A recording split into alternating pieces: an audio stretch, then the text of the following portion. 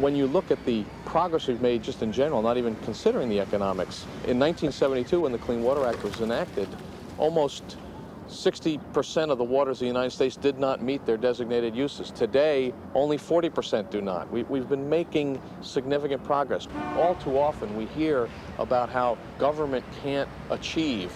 And here's an example where a law was passed, the federal government, the state's governments, the local governments, and industry working together have achieved in 20 years such significant progress that it's just amazing to me the benefits that have been accrued to the United States. Now, on the other hand, there's still that 40% we have to deal with. So even though we've achieved a lot, there's more to be done, and we have to be able to maintain what we've done already. And the costs to the country, I think, are just too great to not do that. The role of maintaining clean water is not over. We still face continuing population growth and urbanization, which contributes non-point sources. Maintaining the point source discharges and level of treatment that is provided is going to be expensive. But more importantly, we found now that we can get a bigger bang for the buck by pollution prevention. I think that many people have undergone an education process over the 25-year history of the Clean Water Act, and there's more awareness now of the need to undertake a wide range of activities in the future that will reduce the load of contaminants, be it the agricultural community, the boating community, whatever. What we've been trying to do here on Pintail Point, of course we're in the aquaculture business, but we've always been trying to curb runoff from our fields, and we've been using putting ponds and this type of thing as a filtering tank or basin, whatever you want to call it, to try to curb some of this runoff. We've been using filter strips around the perimeter of the farm. We leave grass strips to try to curb runoff. We have those around not only just the perimeters of the farm, but around most of the streams that run into the farm. Also, I think we've done, in the last few years, some shoreline erosion control, and we've taken care of that. We've replanted native grasses to help control the erosion of the shoreline. All of this is important to us to help us not only in our agriculture, but to help us into our aquaculture also. That's part of the farm, and especially part of Wye River.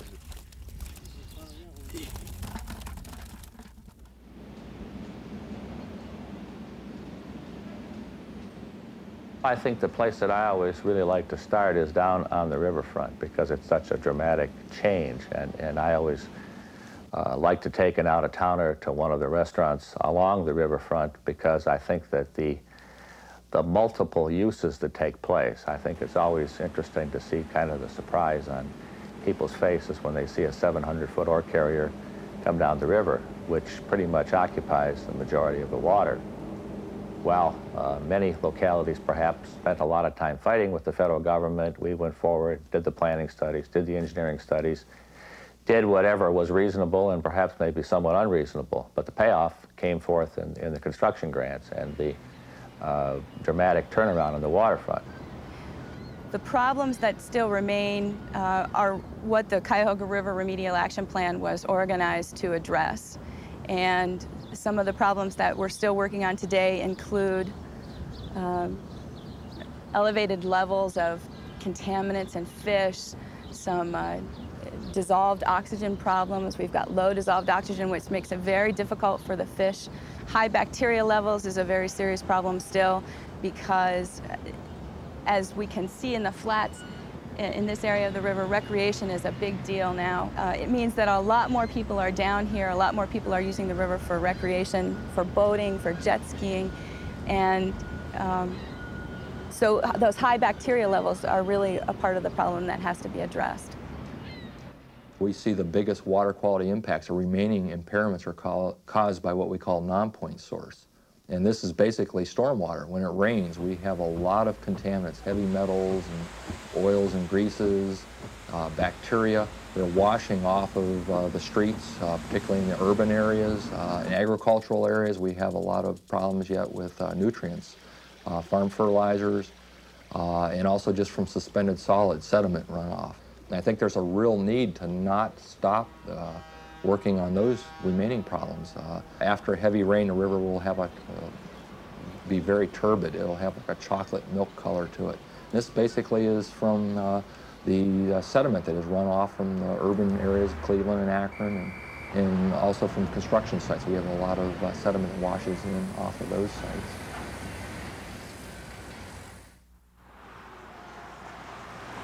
I'm standing next to the Bayona Creek storm drain. We're about 2 miles from the Pacific Ocean, and this creek drains most of the stormwater from downtown Los Angeles. Most people think storm drains are dry in dry weather, but they're not. They're composed of several different flows, one of which is called a nuisance flow, which is flow from washing your car or watering your yard or something that runs off into the storm drain. This flow behind me includes some permitted discharges from cooling towers. For example, big high-rise buildings need cooling towers, and they have a certain amount of blowdown water, which isn't very contaminated and can go to storm drains. There's probably also some natural seeps in this flow. And there's probably also, unfortunately, some illegal discharges or some discharges that shouldn't be in this drain. Vehicles contribute a great deal of the contaminants in the water, especially parking lots where there's a lot of vehicular activity, because all that stuff that drains out of your car has to go somewhere, and drains on the concrete and eventually winds up in the ocean.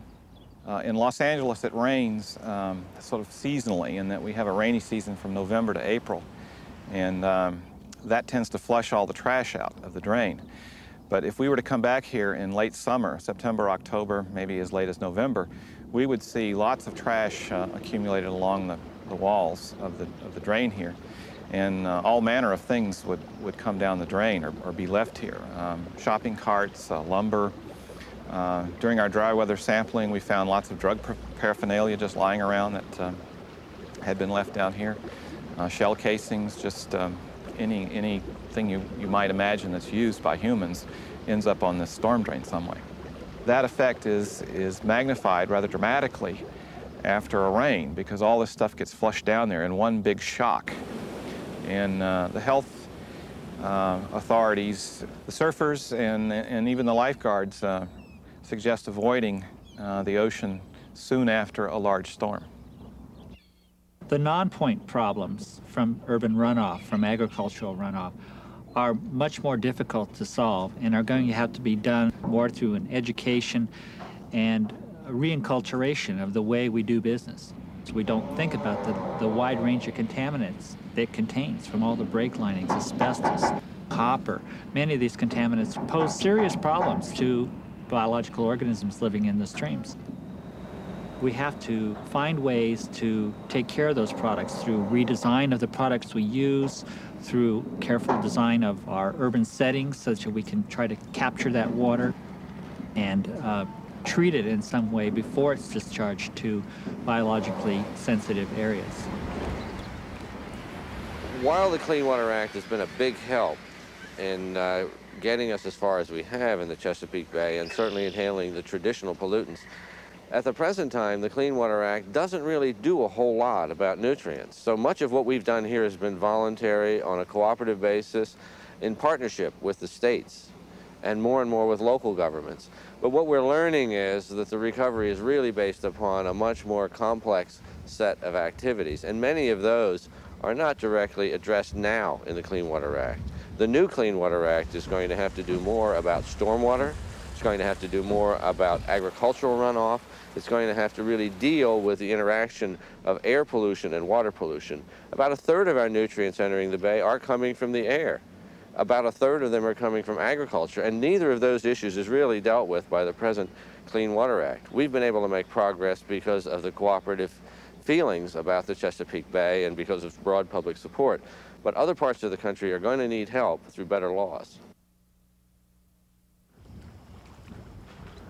Well, we have kind of a unique thing happening here in Tampa Bay, where we have a cooperative group consisting of all of the major utilities in the area, the cities, major cities, the city of St. Petersburg and Tampa and Clearwater, and the counties surrounding the bay, and the regulators, the Florida DEP, the U.S. Environmental Protection Agency.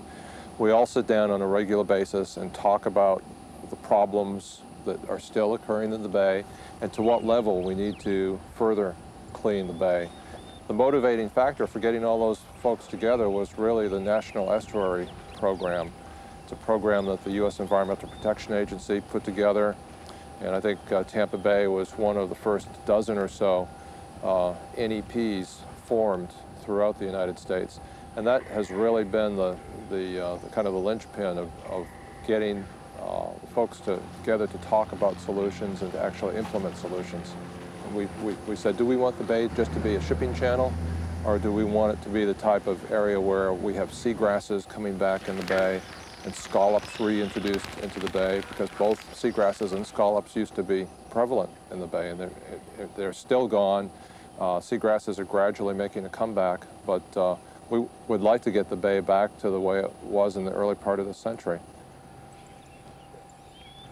In the future, in order to maintain our successes and to prevent water pollution problems from recurring, we're going to have to continue to treat waters to a high level, and I think the Clean Water Act has shown that the technologies can be developed, and they have been developed. We'll be using more advanced methods of treatment.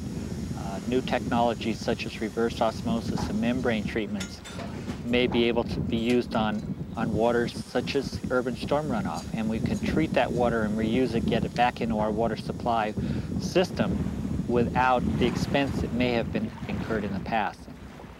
I have personally been very amazed at the progress that's been made over the last 30 years since I entered into the industry. There may be some novel new process developed by some brilliant scientists that may come along, but that is probably unlikely. More than that, we need continued development, continued refinement of existing processes, existing equipment, existing membranes, and pre-treatment. Go the next step. And I think that these new technologies will have to be examined, and that people will have to realize that water is going to not be the cheap commodity it may have been in the past. We have to place a more realistic value on the cost of water, and that's something we haven't done to date. We are living with largely subsidized water at a very low cost to us. We've gone through the era of cheap resources, and I think we're going to have to focus on the value of resources and the true value of resources when we make decisions on how we utilize a particular resource. We've spent a lot of time now developing new treatment systems, developing the technology, more importantly, training the personnel. And the degree of professionalism that I've seen in my own career moving ahead has been phenomenal. The laboratory technologies have been applied. The level of contaminants we can measure in the environment is much lower now, so we know that things are present, which we didn't suspect were there before. And laboratory studies have shown that some of these contaminants in very low concentrations can have effects on reproductive systems of our wildlife and fish. And major natural resources need to be protected by eliminating these contaminants. There's been a large initiative in the Great Lakes that's shown that some contaminants are transported hundreds of miles through the atmosphere and can be deposited in the lakes and are having effects. So we really need to keep pushing ahead, applying our knowledge and training people, educating people of the need for clean water, and that water pollution and environmental improvement activities can also be a major employer that has jobs and benefits to all of us. I don't think anyone wants to go back to the days we had 25 years ago. I don't know anybody's proposing to do that. But there probably are some areas that we could cut back and not have dramatic impacts, but there are probably some other areas where we definitely would not be. So I think we want to be real careful. We don't want to throw the baby out with the bathwater here. I think as somebody who enforces regulations, I mean, I hate regulations as much as the next person, but I think it's important that and I think most people recognize that we do have to have some regulations. And those regulations have really accomplished a great deal. If you look at federal legislation, I think the Clean Water Act has probably been one of the more successful federal programs that we've seen. And I think as we look at how we restructure the Clean Water Act, we just need to be very careful. I think there are some areas where we can make some improvements, but I don't think we want to throw the whole system out, not by a long shot.